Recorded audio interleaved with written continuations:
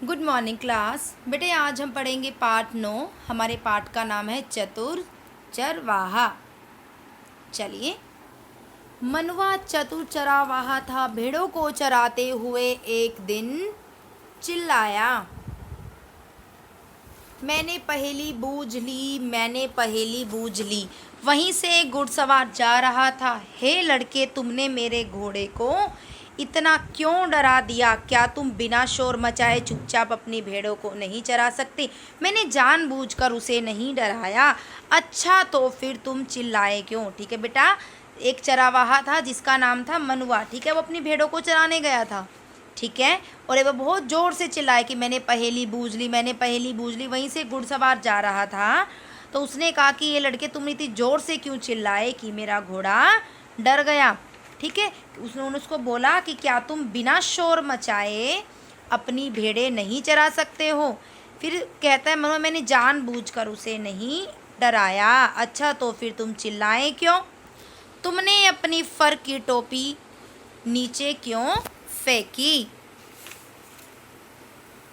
मैंने एक बड़ी पहेली बूझ ली है तो मुझे लगा कि मैंने बहुत बड़ा काम कर लिया है।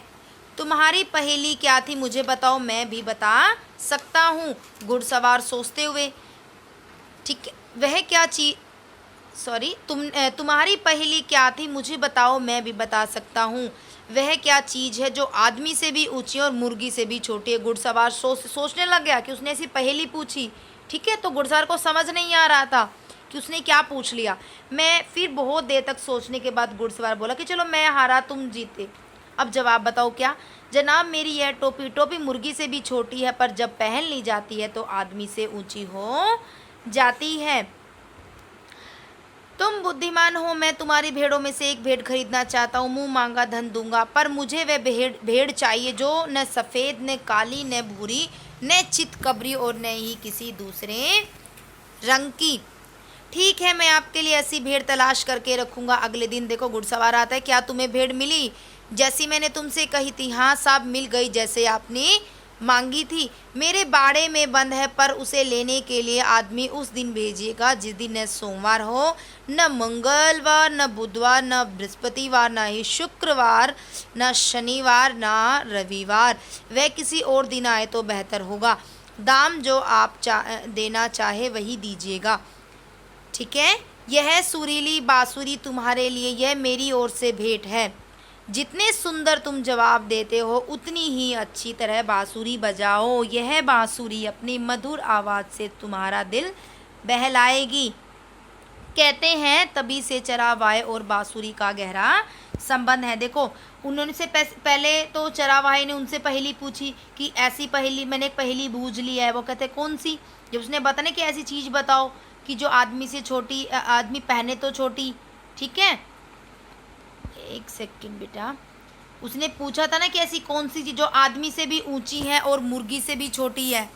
फिर घुड़सवार को पता नहीं चला तो उसने बड़ा ही अच्छा जवाब दिया कि टोपी।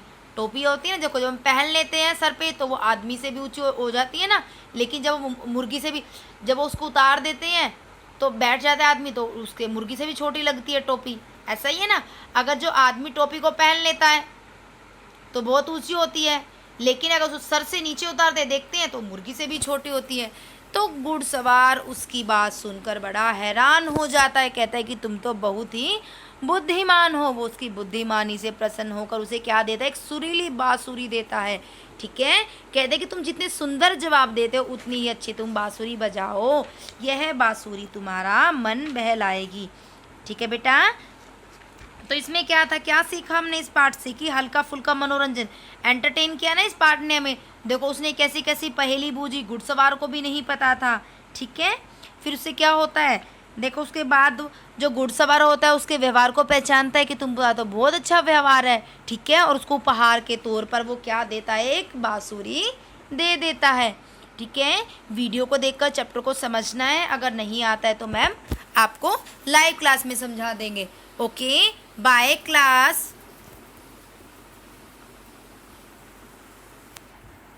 ठीक है, मैम ने यहाँ पर शब्द भी लिए हैं, सॉरी बेटा वही बढ़ा देते हैं मैम।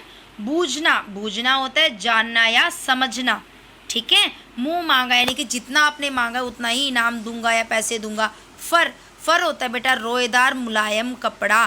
बेहतर यानी कि अच्छा। जवाब उत्तर